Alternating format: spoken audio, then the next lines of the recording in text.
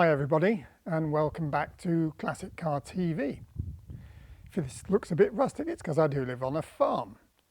Anyway, if you've been with the channel for a while, you'll know that we've covered quite a lot of rare, expensive and exotic cars. Ferraris, McLarens, Porsches, Lotuses. But there's more to the classic car market than those. There are in fact a couple of cars which have been quietly lurking in the background and haven't been shown on the channel yet, and they're my cars. They're both cars that I've owned for a long time, more than 20 years in fact in both cases.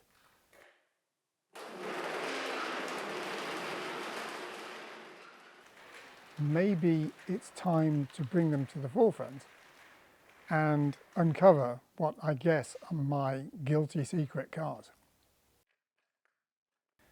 So it's time to pull the covers off.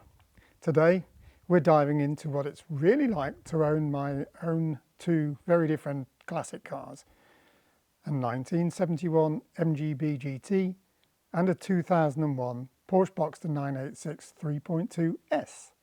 One's British, one's German. One's old school analogue, the other's a modern classic with some serious performance credentials.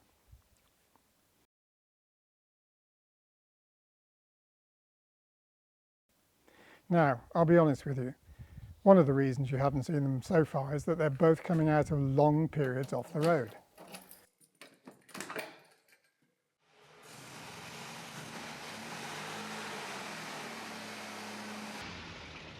They're still a bit grubby.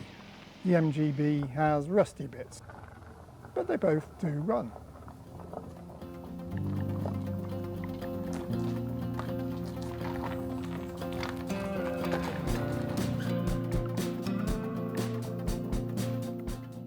Let's start with the good bits, the reasons why we put up with the skin knuckles and the scary repair costs. The MGB GT is charm on wheels. That distinctive exhaust note, the simple mechanicals and the way it feels alive at 30 miles an hour. There's something magical about driving a car that was built before catalytic converters, power steering or ADAS systems.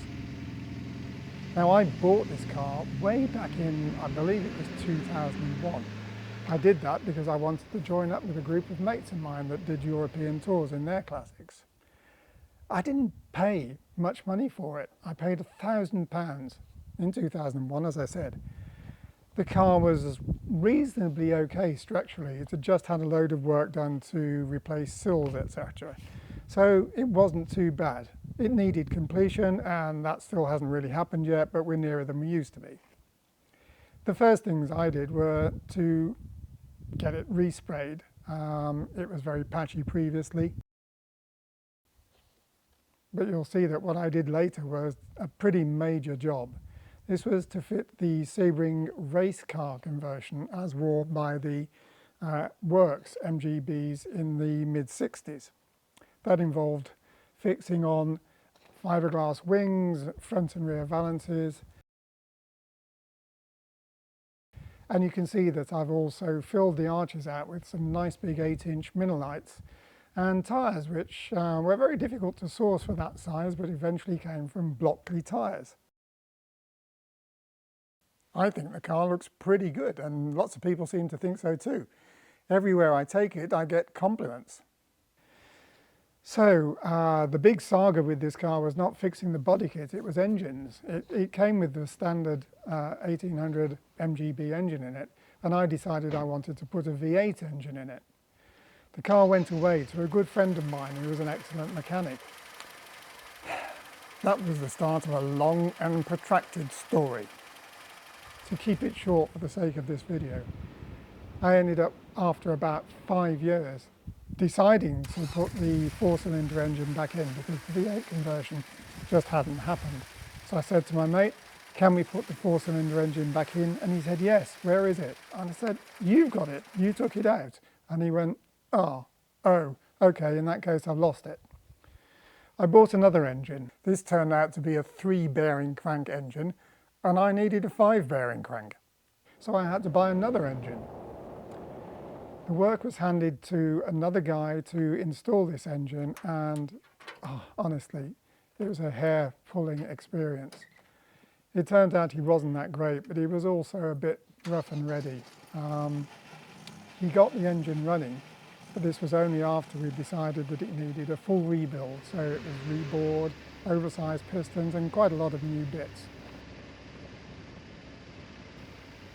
Way back in 2001, as I said, the car was bodily pretty good. But in the years that it's been sat sitting doing nothing, it's developed some more problems. A little while before I last tried to get it MOT'd, the body shop I was using told me that it needed a load of rust sorting out near the back end around the suspension mounts, or it wouldn't go through the MOT. £6,000 later, that's a lot of money for rust repairs. The car went through an MOT, and then because it wasn't running properly, I still didn't use it. Anyway, here we are today. More work's been done on the car. I found a really great guy who comes to see me to work on it, and it's now running really quite well. Not perfectly yet, we're still working on sorting the carbs out. But overall, the car's drivable, it's fully road legal, and I'm really enjoying driving it around. Then there's the Boxster. Most people know that the S model has a 3.2 litre flat six, and it's quick, but not maybe by today's standards. It is, though, balanced and still offers proper analog feedback. You've got that German build quality and a drop-top experience when the weather behaves. I bought this new in 2001 from Dick Lovett Porsche in Swindon. The idea was that my wife would drive it, and she wanted an automatic. So we got a Tiptronic. In honesty, a gearbox choice I've regretted ever since, though in all truth, the Tiptronic box isn't actually that bad. Boxsters were on long delivery times back then, and my brother, who was selling Porsches at the time, helped pull some strings and got me an early build slot. I don't mind admitting it was a bit of a shock when I went to pick it up and found out that I only just fitted in it. So we took delivery of the car, and as originally intended, my wife drove it initially. We had quite a long commute at the time, and in the first 12 to 18 months, the car did 25,000 miles. Now it's got 90,000 miles on the clock, but in recent years, it's really done no distance at all. It's not been in daily use for at least 10 years and has just been sitting outside the house. When we first got the car, of course, it was under warranty and had to be serviced at main dealers. Since then, we've used a whole variety of specialists. It has, though, ended up being used less and less, and spending more time sitting outside and doing nothing, which I came to regret, but we'll come back to that. Okay, now for the reality check.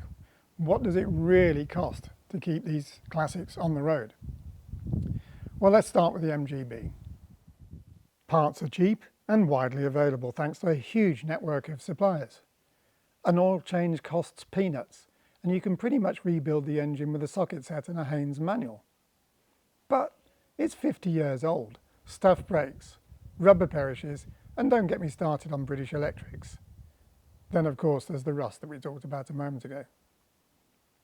However, all the panels are available, and if you're prepared to put the time and money in, rust can be resolved as well. The Boxster, way more modern, but it does come with its own quirks. IMS bearing and bore scoring, you've heard of it, I'm sure. That can be a wallet buster. That said, it's much more of a talking point than it is a reality. As I said, this car's done 90,000 miles with no problems at all. If the drains aren't kept clear, Boxsters can leak. Footwells can become damp or even properly wet, and mine did. And guess where Porsche decided to site the super important ECU that handles the immobilizers and locks? Right under the passenger seat. From time to time I've been going outside to start the car up just to keep it turning over, but I must have left it too long or not done it often enough. About 18 months ago I went outside of the car, tried to start it up, and the battery was flat. I went and bought a new battery, I fitted it, and like a complete idiot I connected the terminals the wrong way round. All sorts of nasty buzzing happened, and from that point onwards the car was completely dead. It just wouldn't start at all. I took it to one local specialist who had a look at the car and said they thought it needed more electrical skills than they had. I'd need to take it somewhere else.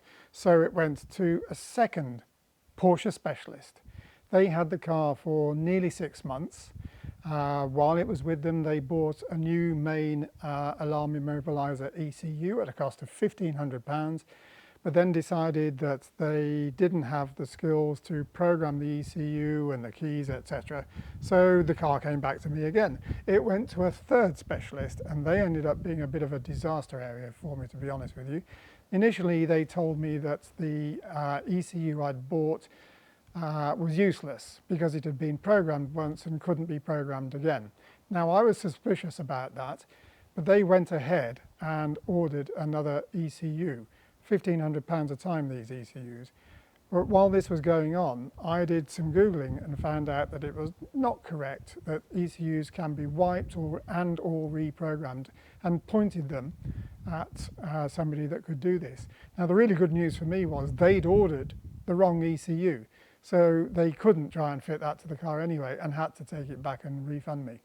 Anyway, long story short, they got the car running and delivered it back to me, but at the moment, while the car will lock and unlock on the key, it won't lock and unlock from the remote, and the alarm will not come on that way. So it's a work in progress. But the good news is I've got the car back, it drives, it's going for an MOT next week, and hopefully I'll get a bit of use out of it before the summer's over. Obviously, servicing of the Porsche is more expensive than the MG, tyres are pricier, and you will need a really good specialist for anything more than basic work.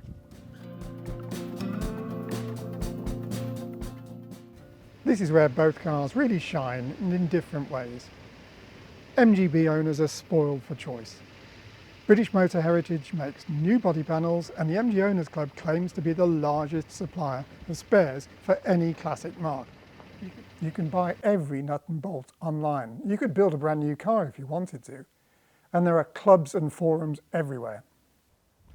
Boxster parts are of course more expensive, and you might need to do some digging for early 986 specific bits. But Porsche's network is strong and the community is passionate. Well, let's cut to the question that everybody wants to ask. Are these cars really classics? Well, in the case of the MGB, of course it is. It's a bona fide classic.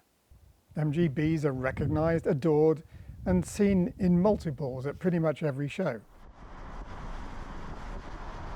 Insurance is cheap, it's ULEZ exempt in the UK, and it turns heads even when it's dirty. The Boxster's a different story. The 986 is hitting that awkward modern classic phase. We do like a good modern classic on this channel. But with values starting to climb and appreciation for the Boxster's driving dynamics growing, it's carving out a place in the classic world, especially the S. Many pundits are saying that if you want a good value, versatile, open-top sports car with good performance and handling, plus real luggage space for touring, and you don't want an MX-5, there's only one answer, and that's a Boxster. So, let's talk money, because nobody wants to lose their shirt on a hobby car. MGBs, well, steady to slowly rising is probably a fair way of describing it. Great condition cars are holding value. Modified ones less so, although cars like this one with the Sebring body conversion seem to rise well above the values of standard GTs and most roadsters. I hope so anyway. Overall, the MGB is a known quantity. The 986 Boxster bottomed out. Clean examples with a good history are appreciating. The 3.2S is especially desirable. If you're thinking about buying either of these cars as an investment, I would say don't. Buy them because you love them and because you can have a tremendous amount of fun with them. If you look after them really well, you may even see their values rise.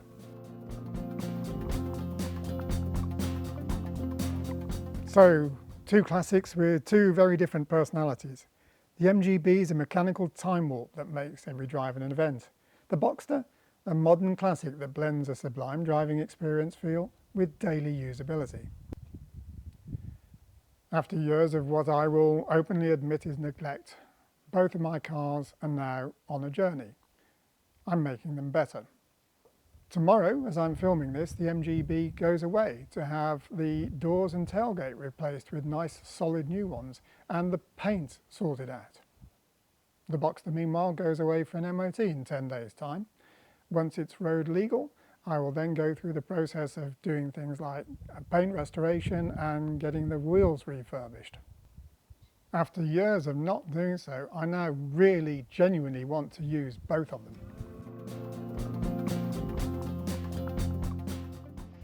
Whichever one you prefer, and this applies to pretty much any classic, just remember, classic car ownership isn't always easy. You may end up sitting by the side of the road. But if you're okay with a few oily weekends and the occasional temperamental quirk or big bill, the joy they bring is absolutely worth it. Thanks very much for watching this. If you do feel that I should make an individual movie about either or both of these cars, do let me know in the comments. If you enjoyed this movie, please do like, subscribe, comment, hit the notifications bell. It really does help. I know that most of you at the moment aren't subscribed to the channel, so if you can reach out and click that button, that would be absolutely fantastic. Anyway, for now, thanks again for watching. Looking forward to seeing you in the next one.